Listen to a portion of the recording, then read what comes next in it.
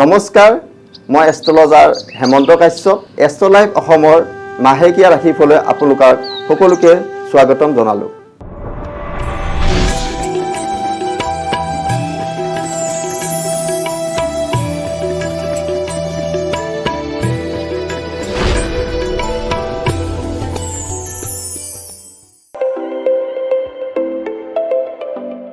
এইবাৰ আহিলোঁ মই মীন ৰাশিৰ লোকসকলৰ মাজলৈ। মীন ৰাশিৰ লোকৰ এই মাহত শুভফল প্ৰদান হ'ব। মই প্ৰথমতে কৈছিলোঁ 7টা ৰাশিৰ শুভফল আৰু 5টা ৰাশিৰ অশুভ ফল, আৰু মীন ৰাশিৰ এই মাহত শুভফল প্ৰদান হ'ব।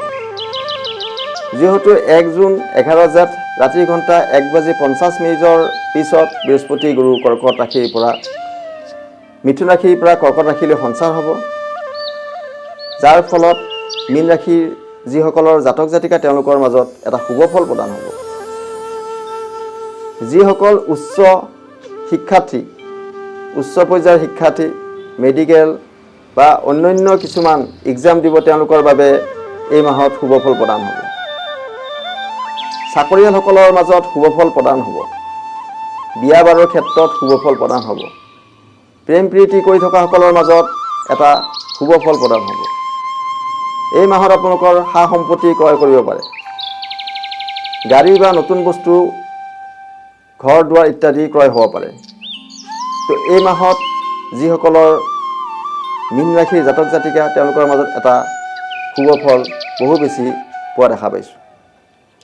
আৰু যিহেতু মীন ৰাশিৰ শনিৰ চাৰচাতি চলি আছে, তেওঁলোকে 30 জেঠ দেওবাৰ 14 জুন দিনৰ সময় 12:20 পৰা পিছদিনাখন 8:24 গ্ৰহৰাজ শনিদেৱৰ জন্ম জয়ন্তী আছে।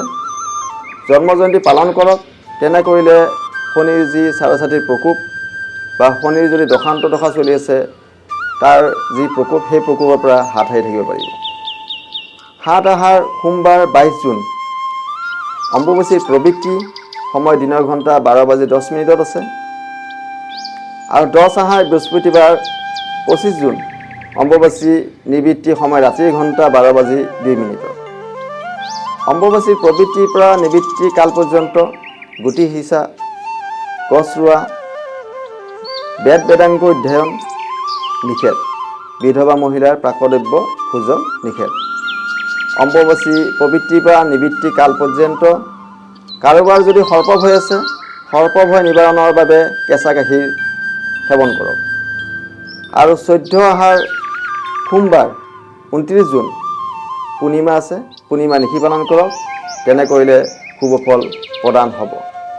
যিহেতু মই আপোনাক প্ৰথমতে কৈছিলোঁ যে 7টা ৰাশিৰ শুভফল, সেই 7টা ৰাশি হ'ল কৰ্কট ৰাশি, কন্যা ৰাশি, বৃশ্চিক ৰাশি, মকৰ ৰাশি আৰু মীন ৰাশি, বৃষ ৰাশি আৰু মিথুন ৰাশি।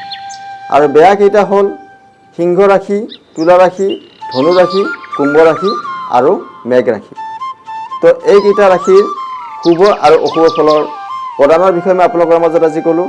তো আজি ৰাশিফলৰ অনুষ্ঠানৰ পৰা মই হেমন্ত কাশ্যপে এষ্ট্ৰলাইভ অসমৰ পৰা বিদায় মাগিছোঁ। আপোনালোকৰ দিনবোৰ শুভ হওক। ধন্যবাদ।